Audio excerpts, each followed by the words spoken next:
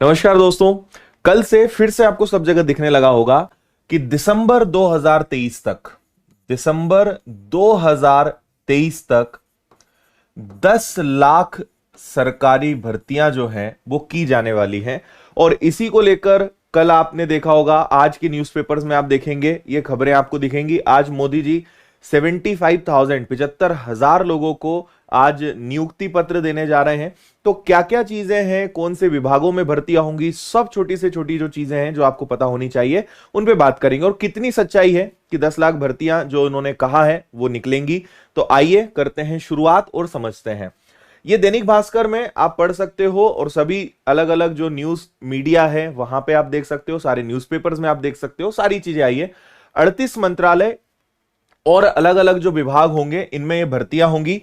देखिए, ये जो टोटल 10 लाख भर्तियां हैं इसको इन्होंने किस तरीके से बांटा है वो मैं आपको दिखाता हूं।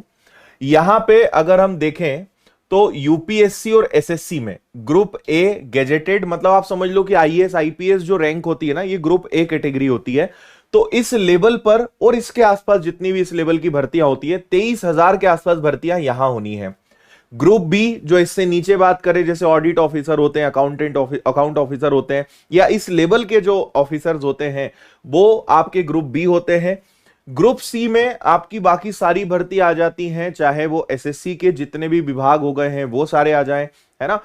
डिफेंस मंत्रालय वाले जितने आ गए और सेना वाले जितने होते हैं, सारी भर्तियां जो है इसके अंतर्गत आएगी। जो सबसे ज्यादा है, जैसे एसएससी जीडी की बात करें वो इसका एक हिस्सा होगा, है ना। एसएससी के सारे एग्जाम्स इसका हिस्से होंगे। 8,36,000 पद अकेले इसमें निकलने हैं। मैं आगे आपको और इसकी डिटेल देने वाला हूं। रेलवे में 2,91,000 पद पर इन्होंने कहा है। अब यहां एक ये डाउट हो सकता है कि जो एग्जाम्स के नोटिफिकेशन अभी निकल चुके हैं, जिनकी भर्ती प्रक्रिया चल रही है, वो इसमें शामिल है या नहीं है। क्या ये नए पद होंगे या जो भर्ती अभी चल रही है वो इसमें मिलाकर हैं, ये डाउट है। रक्षा मंत्रालय के 39,366 39,366 पद होंगे। ग्रुप सी के 2,14,000 होंगे। गृह मंत्रालय में ग्रुप सी कैटेगरीज में 1,21,000 पद होंगे। लेकिन इसके आगे एक चीज और समझते हैं। जैसे आप ये पढ़ेंगे, कुछ चीजें यहां पे मैं आपको समझाता हूं। यहां लिखा हुआ है 10 लाख भर्तियां करेंगी केंद्र सरकार, रोजगार मेला, मोदी कल शुरू करेंगे अभियान, 75,000 युवाओं को सौंपेंगे नियुक्ति पत्र। देखिए, पीएम ने सभी मंत्रालय विभागों को दिया था 10 लाख नौकरी देने का लक्ष्य। युवाओं को मिलेगी ग्रुप ए, ग्रुप बी, राजपत्रित, अराजपत्रित और ग्रुप सी की नौकरी। गृह मंत्रालय के अधीन आने वाले विभागों में सबसे ज्यादा भर्तियां होंगी।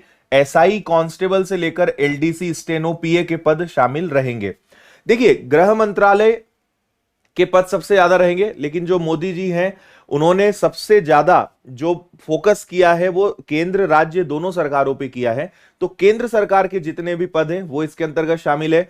राज्य सरकारों पर भी दबाव है, क्योंकि 10 लाख केवल केंद्र सरकार नहीं होगा, राज्य सरकार और सारी चीजें मिला जुला के वो 10 लाख भर्तियां होंगी।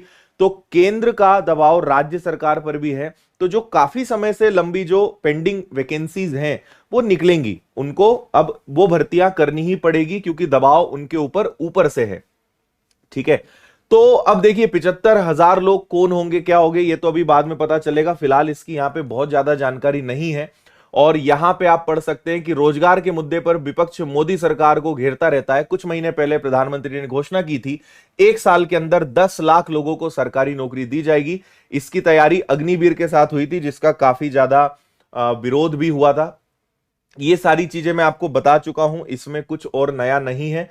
जो आपके काम की चीज है वही बताऊंगा, मैं पूरा आपको पढ़ के नहीं बताऊंगा। बाकी आप इसको आराम से इत्मीनान से पढ़ लीजिएगा। ये आप देख लीजिए, बड़े पैमाने पर हो रही नियुक्तियों को पारदर्शी बनाए रखने के लिए चयन की प्रक्रिया को सरल बनाया गया है। साथ ही इसमें तकनीक का भी इस्तेमाल किया गया। जिन लोगों को नियुक्ति पत्र मिलने जा रहे हैं उनका चयन यूपीएससी, एसएससी, रेलवे भर्ती बोर्ड द्वारा आयोजित विभिन्न परीक्षाओं के माध्यम से हुआ है। सबसे ज्यादा रिक्तियां गृह मंत्रालय के अधीन अर्धसैनिक बलों, सेना और रेलवे में ये रहेंगी। तो ये सारी चीजें इसके अंतर्गत आ जाएंगी। और देखते हैं क्या है खास। देखिए, धनतेरस के दिन 75,000 लोगों को लेटर के साथ ज्वाइनिंग मिलेगा। मतलब दिवाली पे एक तो 75,000 युवाओं को उनका नियुक्ति पत्र मिल रहा है। इससे अच्छी दिवाली और कुछ हो ही नहीं सकती है। और इसके अलावा यह अच्छी बात है कि सरकार अब बार बार बेरोजगार युवाओं के लिए या इस रोजगार पर बार बार वो बात कर रहे हैं, इस पे काम कर रहे हैं और इसको लेकर प्रक्रियाएं भी चल रही हैं, जो कि एक अच्छी बात है, क्योंकि 10 लाख भर्तियां, देखिए कोई और कहता तो बहुत मुश्किल होता। वैसे तो सब हम कई लंबे समय से सुनते आ रहे हैं, लेकिन मोदी जी ने अगर कहा है तो ये अब आप समझ लीजिए कि इज्जत की बात है, इज्जत का सवाल है, करना ही पड़ेगा। तो अब हम ये तो नहीं टेंशन ले सकते हैं कि नहीं बोल दिया है, होगा कि नहीं होगा, वैकेंसीज तो निकलेंगी, एग्जाम्स तो निकालनी ही पड़ेगी, क्योंकि प्रधानमंत्री, भारत के प्रधानमंत्री ने कहा है, तो चीजें तो होनी ही है। लेकिन अब ये कैसे और होती है, क्या रहेगा, वो सारी चीजें हैं। 2023 तक टारगेट पूरा करने का ऐलान है।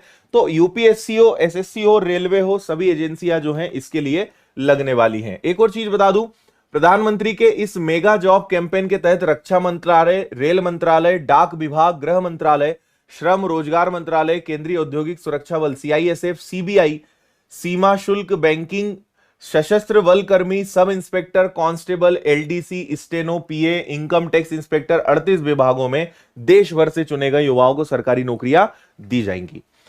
तो सुबह सुबह की एक खबर थी, मैंने सोचा आपके साथ शेयर कर दें, क्योंकि सबसे ज्यादा इस समय हमें बस यही चिंता होती है कि वैकेंसीज निकलेंगी कि नहीं निकलेंगी। देखिए 2023 तक सारी भर्तियां जो हैं, जितनी भी परीक्षाएं होती हैं जो पेंडिंग है, ये सारे एग्जाम्स होंगे ही, क्योंकि चुनाव भी है, सरकार ने बोल भी दिया है, और पद भी खाली हैं, और चुनाव भी जीतना है, सारी चीजें जो हैं मिली जुली हैं, और काफी लंबे समय से भर्तियां नहीं हुई हैं। तो मेरा आपसे यही निवेदन रहेगा कि पढ़ाई आप अभी से शुरू करिए। अगर वैकेंसी आने पे आप शुरू करेंगे, कोई मतलब नहीं निकलेगा, 2-3 महीने के अंदर कुछ भी नहीं होना है। कम से कम आप मान के चलिए कि 5 से 6 महीने की एक डेडिकेटेड प्रिपरेशन चाहिए होती है सिलेक्शन के लायक अपने आप को बनाने के लिए। 1-2 महीने पहले करेंगे, बहुत मुश्किल होता है, हर किसी के बस की बात नहीं है, ऐसा नहीं कि असंभव है, लेकिन हर किसी के बस की बात नहीं है कि 2-3 महीने में वो तैयारी करना जो 6-8 महीने के बराबर हो। तो अगर आपने अभी तक शुरू नहीं किया है तो मेरा सजेशन है शुरू करिए, जितना समय आप निकाल सकते हैं करिए, क्योंकि समय लगेगा बेस बनाने में, समय लगेगा चीजों को समझने में, फिर आपको प्रैक्टिस भी करनी है, टेस्ट पेपर्स भी लगाने हैं, बेसिक्स भी सीखना है, बहुत सारे काम है।